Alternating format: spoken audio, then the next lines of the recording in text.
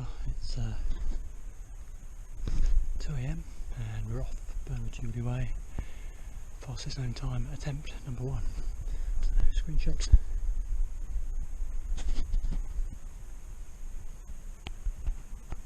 Away we go, let's go. See you in a while. There's one thing to factor in if you're going to come before the sun is up and it burns off all the water and dew. You got to walk through stuff that's kind of nipple high and you get absolutely soaked. Fortunately it's about 13 degrees this morning, so it's toasty roasty, and it'll soon dry off, but yeah, I could do without this cold shower.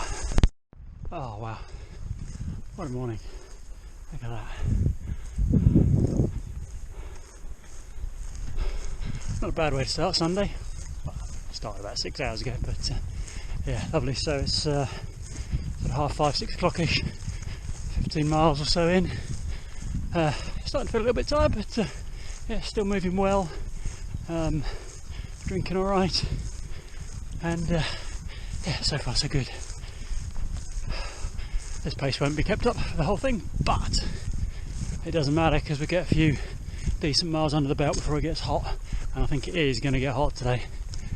It's got that feel about it, but if I can get back before the rain and before the football starts, then happy days. So 27, 28 miles in, the running legs have nearly gone, but I need to save those for easy running, flat stuff, potentially tarmac, because actually trying to run through the fields is kind of not very productive. But we're still marching on it. 17.5, 18-minute mile walking, which is coolio. Happy with that. Bit behind schedule because of a couple of diversions that have been required due to east-west rail. Thank you very much, guys. But there we go. It's all part of it. Added mileage, not saved me any. So the FKT remains as was. So, cracking on. It's all right though. Look at this. Butterflies on the crops. Fantastic. So we're well over halfway. It's pretty warm. It's pretty warm. I think we're about 38, 39 miles in, but we've added a couple of miles because of the detours. But we're still marching on. There's no running left in these legs, but marching on well, and hopefully lots of nice easy walking like these fields here from here on in. But if memory serves me correctly, that isn't totally the case. We've got to go over Brill as well, which is a little bit of a climb, but it'll change the muscles, which will be fantastic. We're getting there. Now, it's fair to say this is a bit of a low moment. Coming up to the M40 first crossing on a crappy, real slippy little wooded path. Let's try and do this without falling over. The energy levels are a bit low, and still got 24, 25 miles to go, so it's still a long way. So yeah, low moment, but as with all low moments, there's always a higher moment later, so positive thoughts. Let's kick this one. So, just 20 miles to go. That's right, you folks, you heard it here first. 20 miles. Man, that's a long way still, but it's a damn sight better than 21. So we are just coming to Borstal. This is what we call a footpath round here.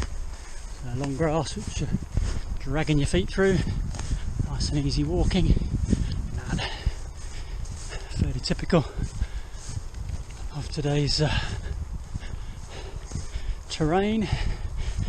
But anyway, so we'll be looping round into Borstal and then onto the road up to Brill, so it's a bit of tarmac for, I don't know, a kilometre or so, and then cut in through the woods and up to Brill, just past the windmill. So that'll be nice, and maybe get some food up there as well. That'd be good. Ooh. So stopped in Brill. I had one of my self-heating meals. Oh man, nectar of the gods. So full of salt, which is fantastic, and yeah, they taste quite good actually. Highly recommend them.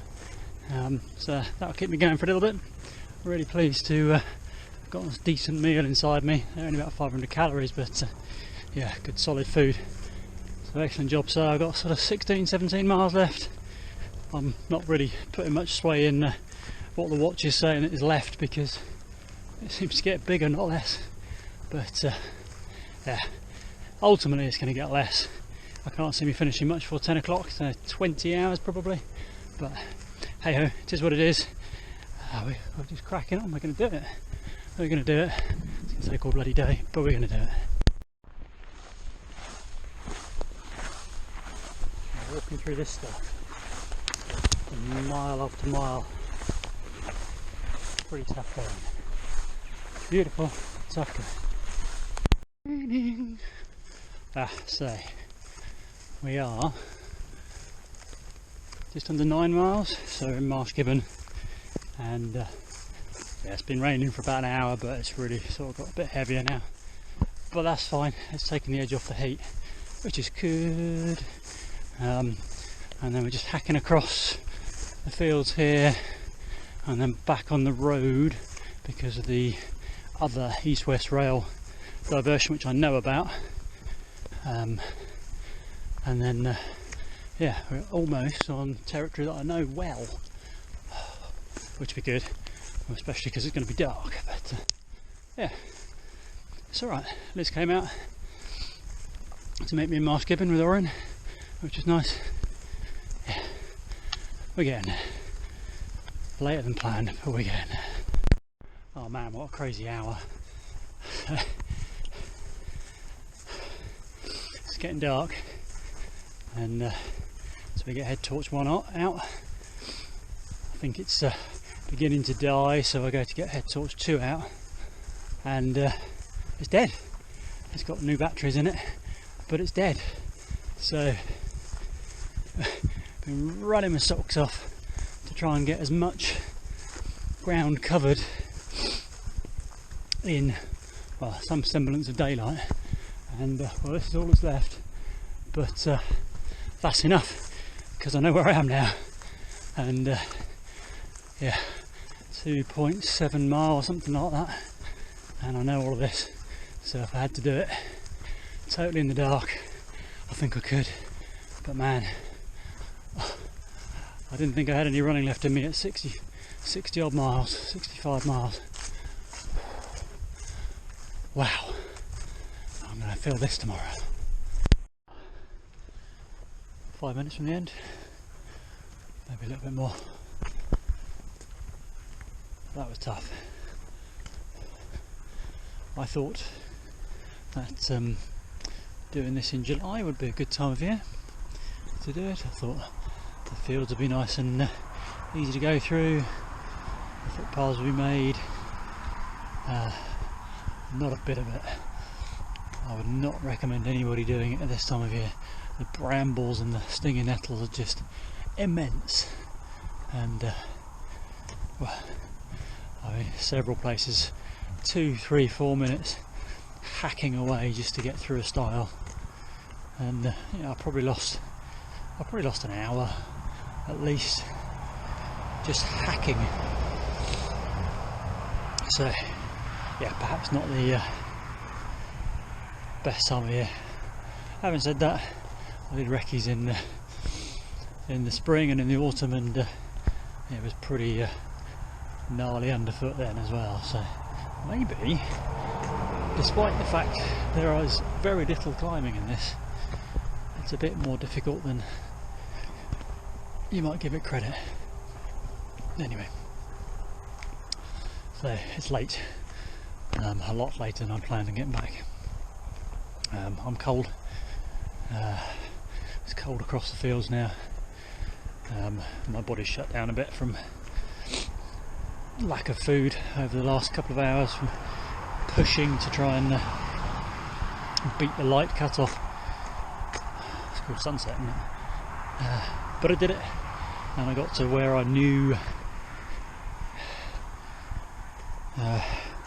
while it was still just enough daylight to hold on and not have to worry about nav problems. So, Mr. Froggy.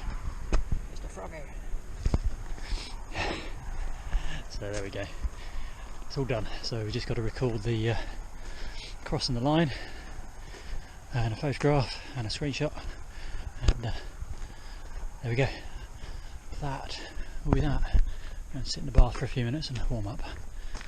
Whew. That's the bollard. Tindwick bollard. 23 hours. No, 21 hours, 5 minutes, 17 seconds.